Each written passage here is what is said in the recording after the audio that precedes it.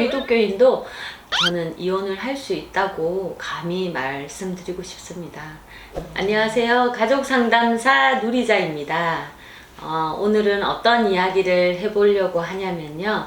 제가 이제 상담실을 운영한 지가 한 10년 정도 되었습니다. 주로 이제 부부 상담, 가족 상담, 뭐 이런 부분들을 많이 하고 있는데요. 저희가 이제 신청서를 이렇게 쓰면 신청서 안에 이제 종교에 대한 어떤 부분을 쓰면 사실 기독교인이 반 이상이 이제 상담을 좀 받으러 오고 있습니다. 그래서 기독교인이 상담을 받으러 오는 거가 뭐가 문제냐라는 거 얘기하는 게 아니라 좀 안타까운 부분들이 좀 있는데, 생각보다 이제 기독교인이 교회 안에서 이제 부부 관계나 그런 어떤 자녀와의 관계들을 훨씬 편애하게 이야기하기가 좀 쉽지가 않아요. 그래서 어떻게 보면 기독교인도 이제 이혼을 하고 재혼을 하고 그리고 이제 여러 가지 관계의 어려움을 겪고 있는데, 이제 교회 안에서 이런 문제들을 이제 표현을 하게 되면 기도를 안 해서 그렇다, 네가 이제 말씀을 안 봐서 그렇다, 네가 잘 안 해서 그렇다라는 어떤 정죄나 그런 평가들이 좀 있어서 생각보다 이제 교회 안에서 이런 문제를 이야기하기가 아직까지는 좀 쉽지가 않는 부분들이 좀 많습니다. 그래서 저는 인간은 누구나 이제 관계의 어려움을 겪고 있고, 교회를 다닌다고 해도 이제 관계의 어려움을 당연히 함께 겪을 거라고 예상하고 있어요. 그래서 우리가 부부 사이가 좋지 않고 그리고 자녀와의 관계에 어려움이 있을 때 똑같아요. 그러니까 교회 다니든 아니든 똑같고, 그리고 기독교인도 저는 이혼을 할 수 있다고 감히 말씀드리고 싶습니다. 대부분 이제 기독교인인데 이혼을 하고 재혼을 했지만 그걸 잘 밝히거나 그런 부분들을 당당하게 표현하기가 사실 좀 어려워하는 부분이 있어요. 그래서 내가 죄를 지었구나 라는 어떤 부분들이 있으신데, 어떻게 보면 우리가 인간이 온전하지 않기 때문에 하나님 앞에 우리의 모습이 있는 그대로 이제 나아가는 것 같아요. 그래서 우리의 현재 모습 그대로 진실되게 나아가는 것들이 되게 중요한데, 이제 기독교인들이 생각보다 이제 이런 어떤 갈등과 어려움들을 좀 겪고 있는 모습이 있고, 저는 사실 종교의 색깔을 상담 중에 많이 드러내면서 진행하지는 않습니다. 제가 뭔가 신학적인 어떤 관점으로 뭔가 전문가스럽게 하는 건 아니지만, 제가 믿고 있는 하나님, 제가 알고 있는 하나님은 저의 모습 그대로를 사랑하시고 있는 모습 그대로를 존중해 주시는 분이라고 저는 믿기 때문에 어떤 분들의 그런 마음들 속에 사실 종교에 대한 어떤 그런 선입견이나 그런 사람들이 주는 어떤 이미지로 인해서 하나님을 좀 떠나거나, 그리고 내가 뭐 재혼을 하고 이혼을 해서 신앙적으로 하나님을 더 멀리하는 거, 이제 그런 부분들이 좀 더 죄라고 생각합니다.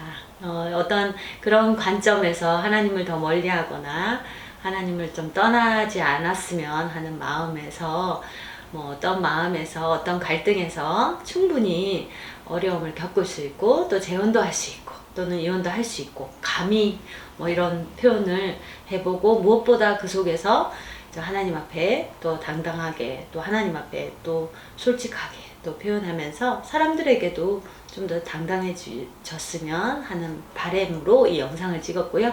제가 이제 부부 상담을 좀 진행하면 기독교인들이라도 할지라도 이제 부부 관계에 어려움이 있는데, 대부분 이제 부부 사이가 어려움이 있을 때 우리는 왜 어려움이 있겠어요? 뭔가 남편의 어떤 여러 가지 부분이, 예를 들어 어떤 아내가 남편이 너무 게으르러요. 생각보다 남편이 부지런하지가 않아.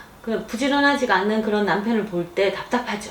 그리고 이제 답답하면서 당신 좀 이럴 때 부지런하게 일어나고 일찍 일어나고 당신 말씀도 좀 보고 당신 뭐 어떻게 좀 잘 좀 해봐 라고 이야기를 해도 사실 내 뜻대로 되지 않잖아요.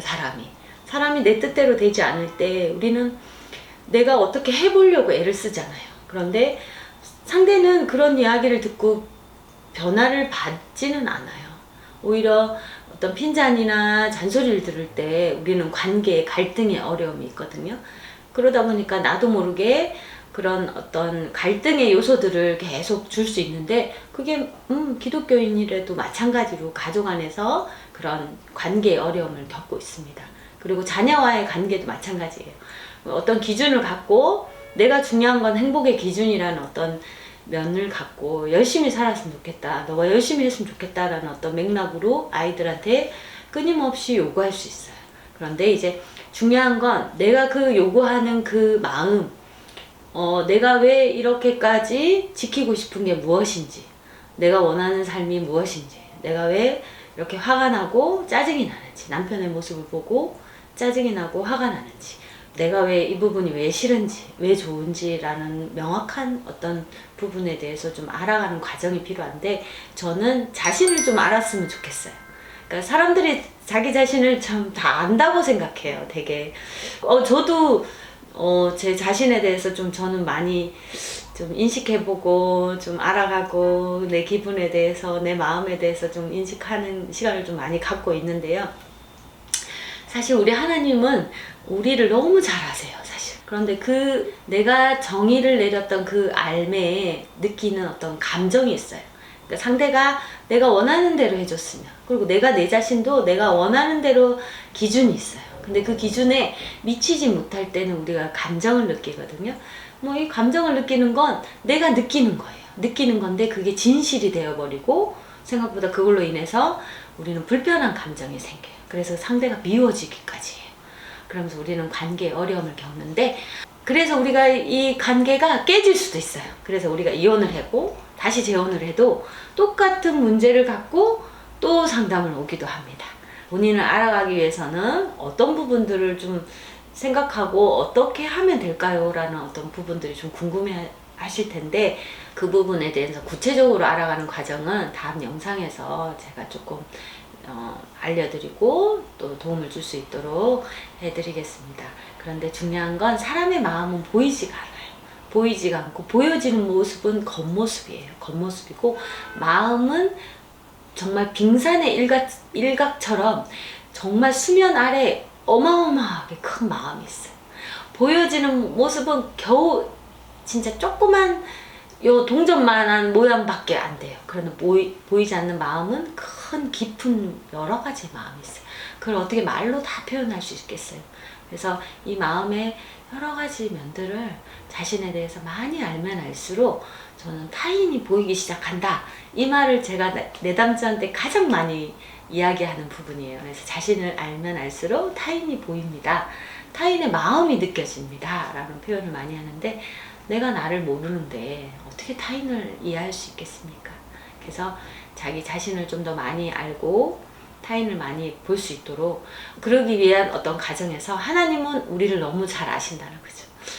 나보다 나를 더 많이 아시는 하나님은 내가 이혼을 하고 또 재혼을 한다 할지라도 우리를 사랑하시고 평가하지 않으시고 끝없이 용서하시고, 그리고 관용을 베풀어 주시는 그 하나님의 사랑에 푹 빠지셔서 정죄하지 않고 판단하지 않고 자신을, 내가 왜 이혼을 했고, 내가 또 왜 재혼을 했고, 내가 왜 이 사람이 싫었고, 내가 왜 이 사람이 좋은지, 자기 자신이 왜 이런 마음을 느끼는지 스스로 좀 알고 더욱더 행복해지셨으면 좋겠습니다.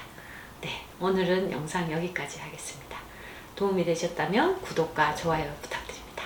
감사합니다.